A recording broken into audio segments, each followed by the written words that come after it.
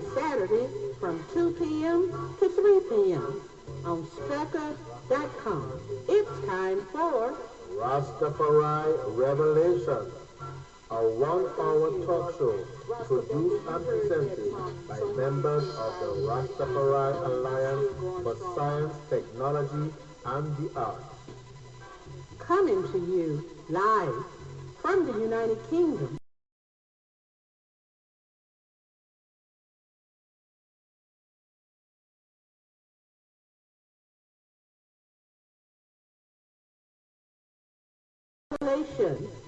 Produced and presented by members of the Rastafari Alliance for Science, Technology, and the Arts, in collaboration with www.spreaker.com, the World Wide Web's #1 podcasting platform.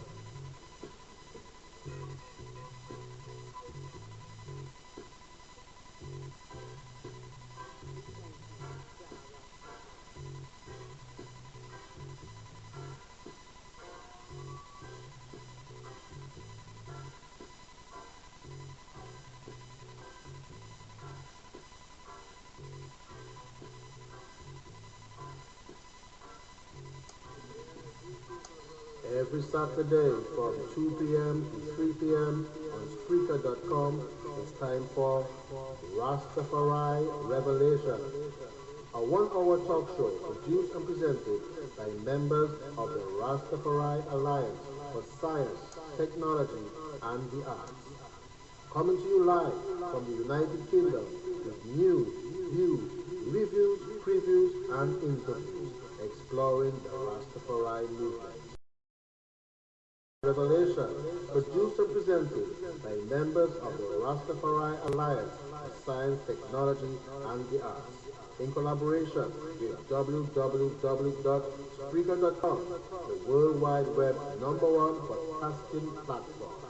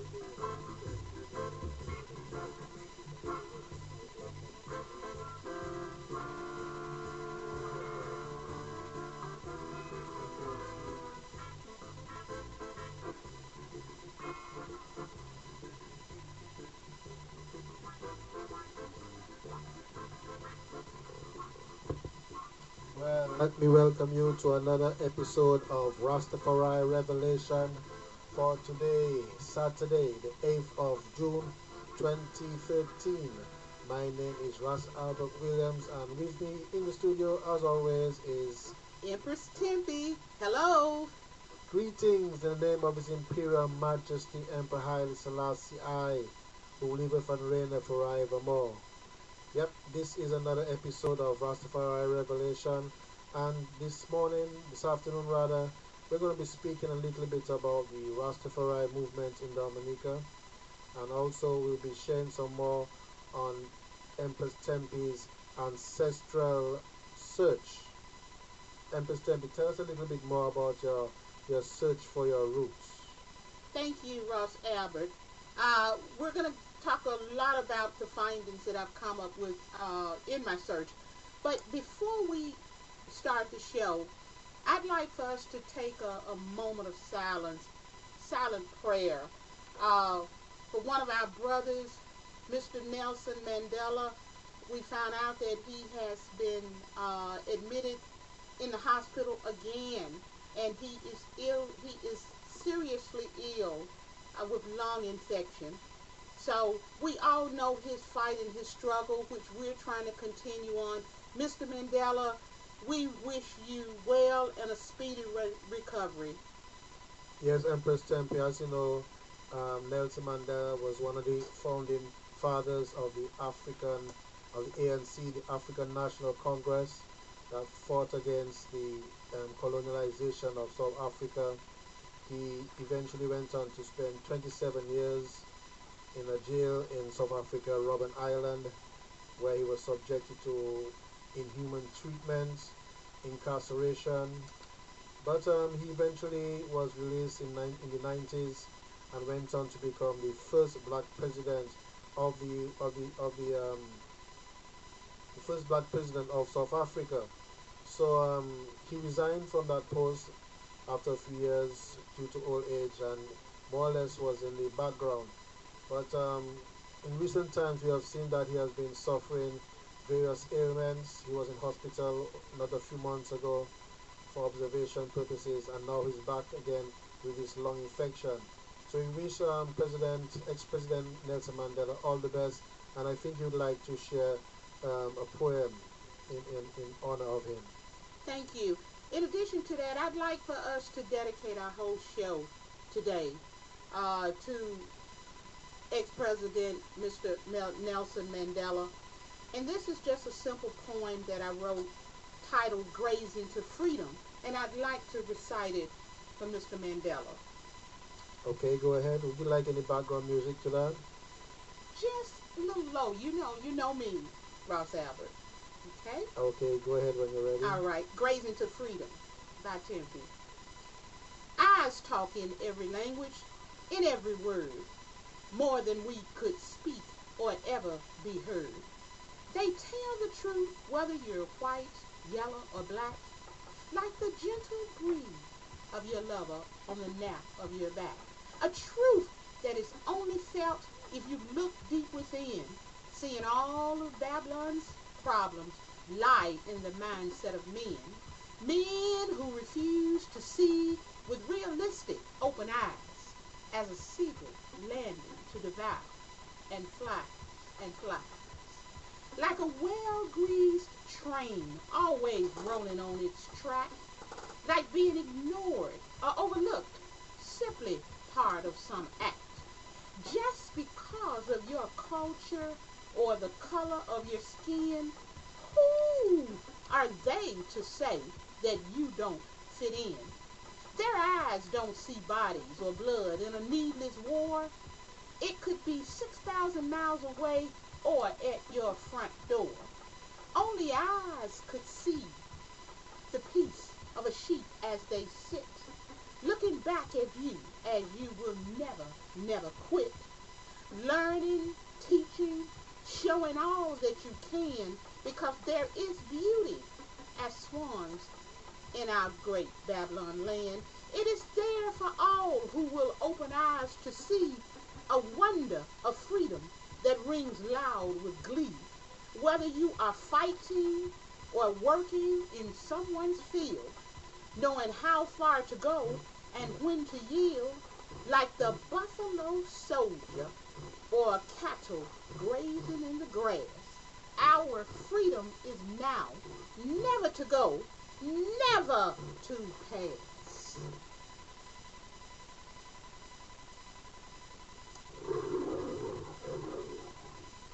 And that was Grace to Freedom by Empress Tempe, a tribute to Nelson Mandela. We're going to continue with poems in honor of Nelson Mandela, with this one entitled Natty Nelson. And this is one from yours truly, Ras Albert Williams, taken from my third publication, Through the Far Eye, a book of poetry and prose. Natty Nelson. Natty Nelson, Congo Bongo Nelson, Nelson in a lion's den, Nelson in a Babylon, Nelson in a white man's world. Ras Nelson, King Nelson, higher man, lead black people through the deserts of uncertainty. Lead thy people through the Red Sea, by day and by night, not by power, not by might, but by the teachings of Marcus Garvey. You've got nothing to fear but fear itself. I cause is a righteous cause. Victory is on the horizon. Apartheid is fallen through the might of international opinion. Natty Nelson, walk through Babylon Gate. Natty Nelson, restore your sense of power. King Nelson, African royalty. All your enemies shall lick the dust. King Nelson, all your enemies shall bow before thee. President Nelson, in a lion's den. Mr. Nelson, in a white man's world. Long live Nelson Mandela. Long live King Nelson Mandela. I will paint the white man's world black. More black awareness to you, my brother. Uhuru. Uhuru. And that was Natty Nelson, a tribute to Nelson Mandela as we consider his present hospital stay. According to the news coming out that we woke up this morning that he was admitted to hospital to have a look at a chest infection. We'll be right back with more from Rastafari Revelation. Rastafari Revelation.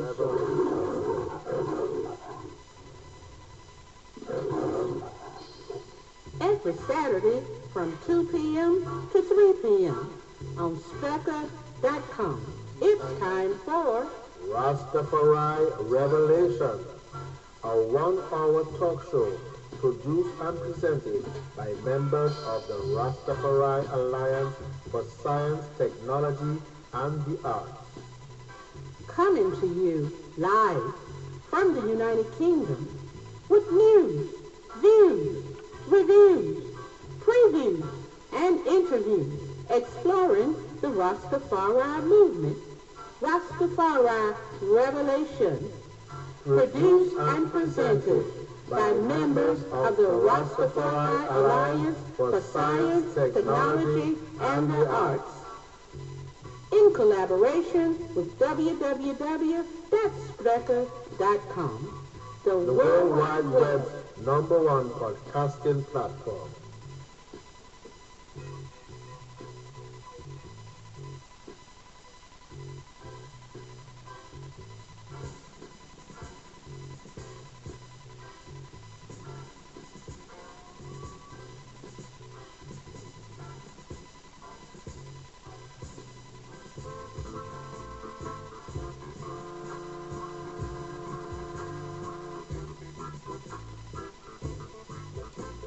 And with the time, And with the time already going down 16 minutes after 2 o'clock in the afternoon time.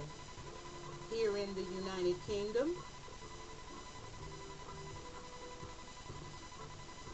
We just want to continue our little discussion a little bit before we get into the main features about what Rasta is all about, the Rastafari Alliance for Science, Technology and the Arts.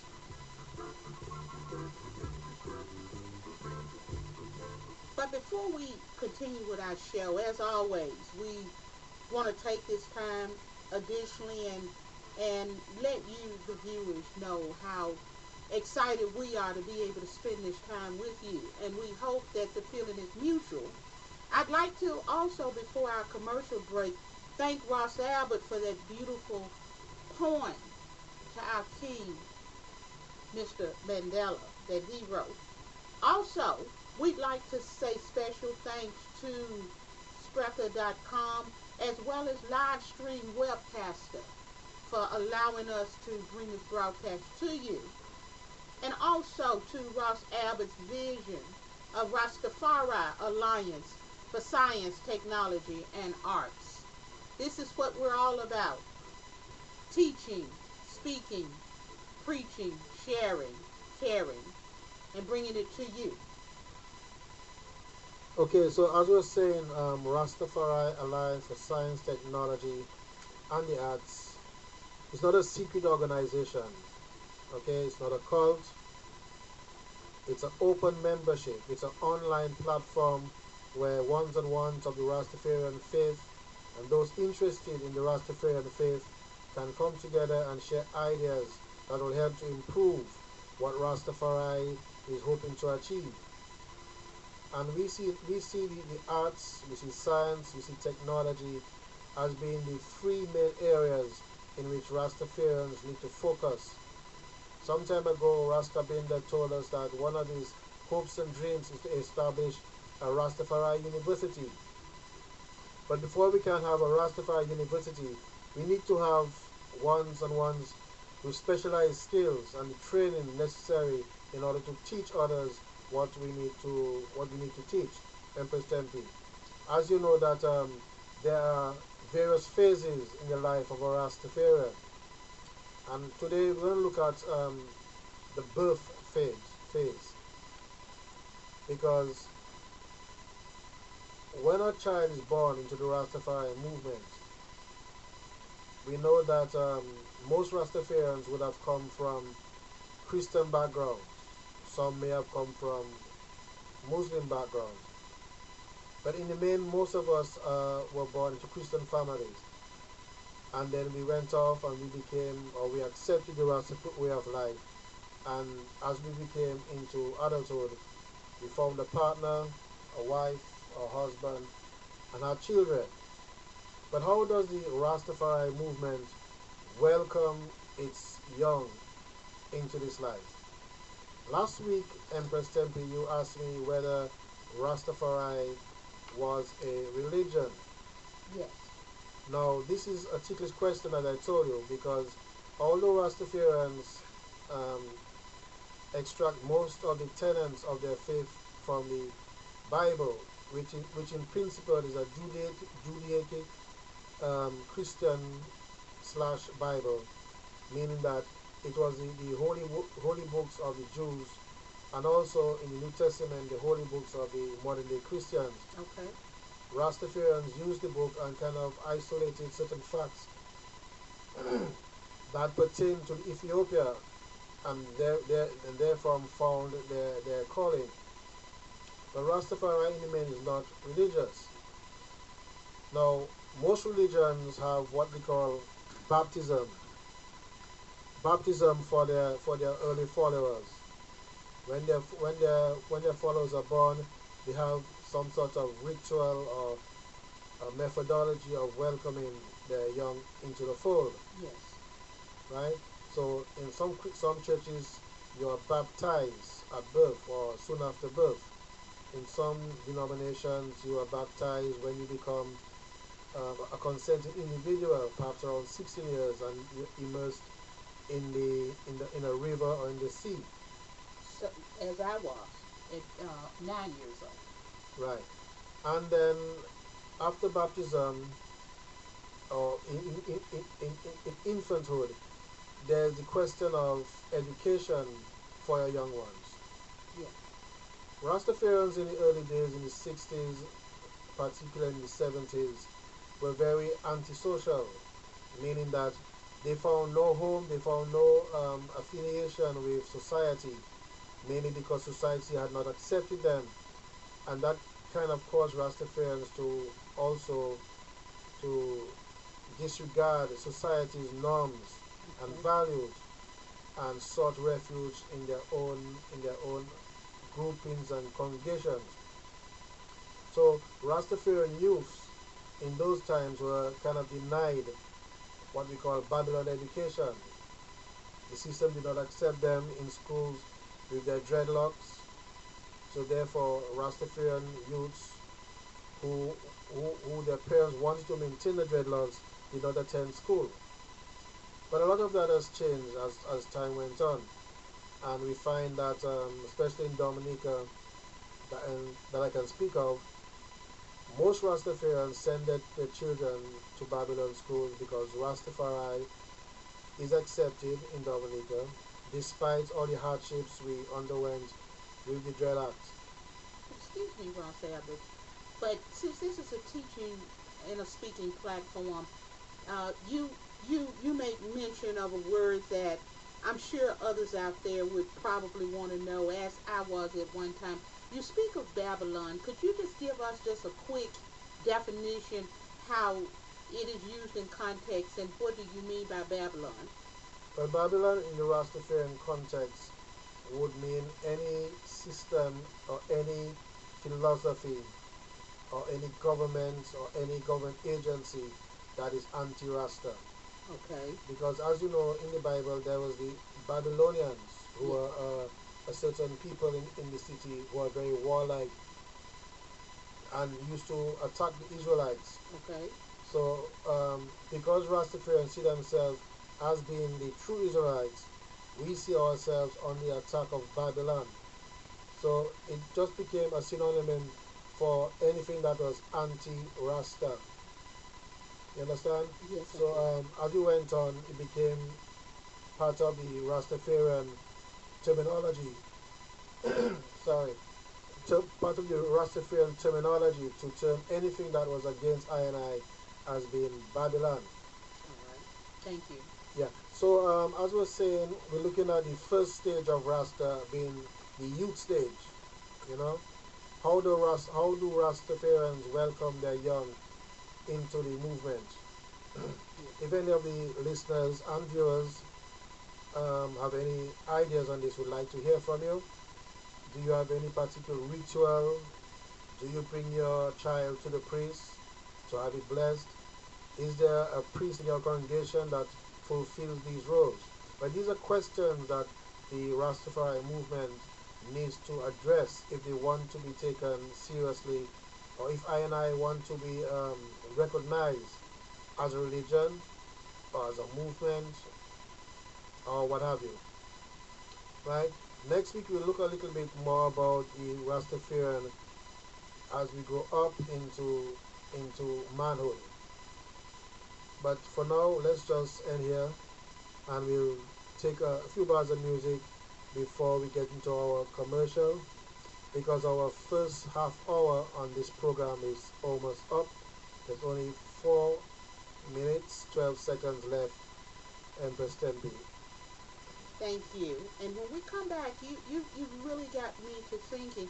I'd like for you to share, if you don't mind, your youth. Exactly how old were you when you first became a Rastafarian, and what was it?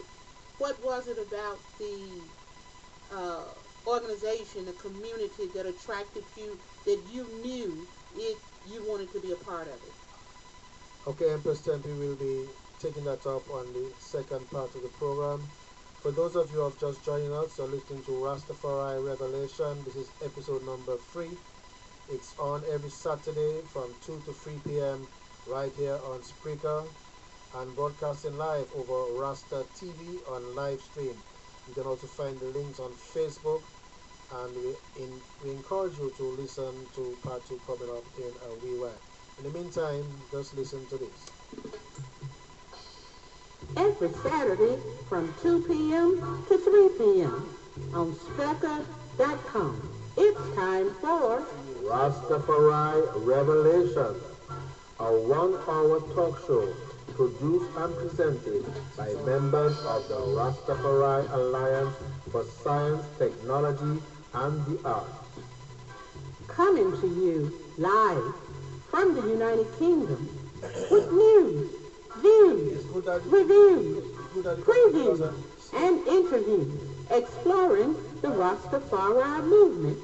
Rastafari Revelation, produced and presented by members of the Rastafari Alliance for Science, Technology, and the Arts, in collaboration with www.spreaker.com, the The World Wide Web's #1 podcasting platform.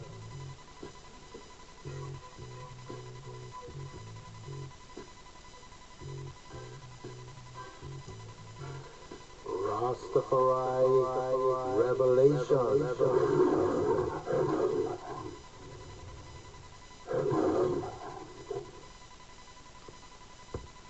And we're back here with Rastafari Revelation, and before the break, Empress Demby asked me to share a little bit about how I became a Rastafarian. Well, as a youth in my early teens, I would say that I became very interested in the Bible. And at the same time, Rastafari was making its presence felt on the society, mainly through the Dread movement in Dominica. And there was a lot of persecution of Rastafarians at the time because of they were identified by their hairstyle and by smoking of the herb, and also anything to do with Rastafari, any colors, red, yellow, and green, was kind of outlawed. Okay. But nevertheless, I was very convinced that Rastafari was genuine, and I was one of those that was at a meeting with Brother Joseph Owens, who was a Jesuit priest who came to Dominica to speak about Rastas. And I'm afraid I'm going to have to tell you more about this on the other side of the break, because we're going to kind of move into our Spreaker commercial very shortly. And we don't have enough time on this part 1 to speak about that. But let's just move into that with a little piece of music, and we'll be right back with part 2 very shortly. So stay tuned to your live stream if you're watching live stream or on Spreaker.